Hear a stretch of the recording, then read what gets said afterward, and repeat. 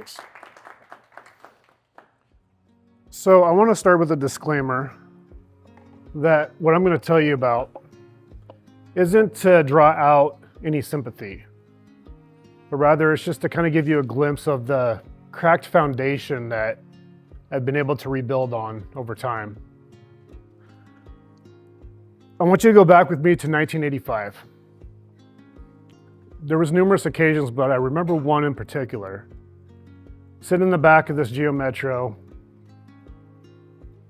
kind of cool out. It was mid-October, getting colder at night, and I'm staring out the window across the street to the door of this bar. Once again, just waiting for my parents to come walking out that door because I want to go home. I don't want to be in that car anymore. Then,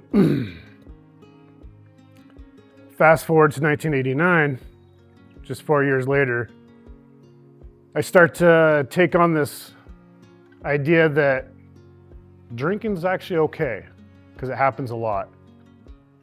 And so I start drinking with my friends, 9 years old.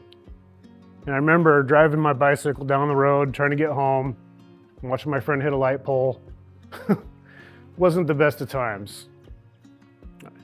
Unfortunately, my friend almost died that day. Then, let's really fast forward to 2001. I'm not going to go into a lot of the details about my childhood, but as you can tell at this point, it wasn't that pleasant. So 2001, imagine for a minute, you look around, you see gray. Within 3 feet of that way, 3 feet that way, 3 feet that way, about 5 feet that way. Concrete bench, green mattress about 1.5 inches thick, metal toilet. It's stuck there 24 hours a day for 30 days, contemplating life. Like, how did I get here? It's solitary confinement within the prison system. Not once, but twice, I had to sit in there. Because in prison, it's an atmosphere that is a lot different than out here. You have to fight to be left alone. So now, that went on for about a decade. 2011, things started to change, and I decided to get sober after many years of abuse, substance abuse. And I got married. I did good for a while. I did good for about 8 years. But the problem is I didn't deal with anything internally. That was the biggest issue that I walked this earth with, was all these struggles within me that were just buried because I didn't want to deal with them. I just wanted to forget about them. Well, 2017, I went through a divorce. It was a bad marriage. And I took that as an opportunity that my identity was I was broken. And so naturally I went back to my old ways, back to drinking, back to drugs. And by 2020, I was cruising the alleyways of Spokane, Washington, hiding behind buildings with a needle in my arm. And 2021 March, I had an encounter that changed my life for good.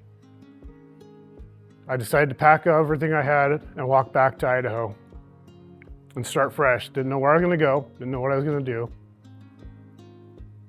And I grabbed a beer on the way, started to drink it, started profusely vomiting, which never happened, which was really weird. And I just looked up and said, okay, God, you're in charge. Let's do this. Well, fast forward 5 years, and that's where I get emotional. I met my wife that I'm married to now at church. I've started a successful landscape business. I've achieved many things that I never thought I could imagine. I'm going to the Caribbean at the end of this month. I got a passport, which never thought I could do that. But the thing is this is where I'm at now, is transformation can happen no matter where you're at or who you are.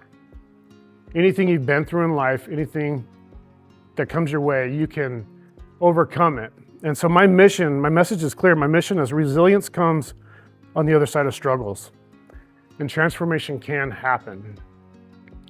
And so as I reflect back on my past, I can finally look back and be like, that's not who I am.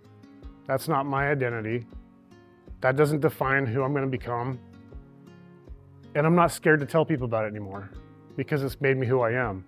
Yes, it was a cracked foundation, but I've been able to rebuild on it. And the best thing about it is around that cracked foundation, a stronger foundation's been built, one that can't be broken. And that's the one I'm going to stand on for the rest of my life. And I'm going to take this message to many people because I want everybody to realize that you can be different. You can have a second chance. You can be resilient. And so that's why I've started Resilient Wellness Coaching. It's a program that helps professionals, anybody really that's gone through struggles, become who they want to become with nothing holding them back. Thank you.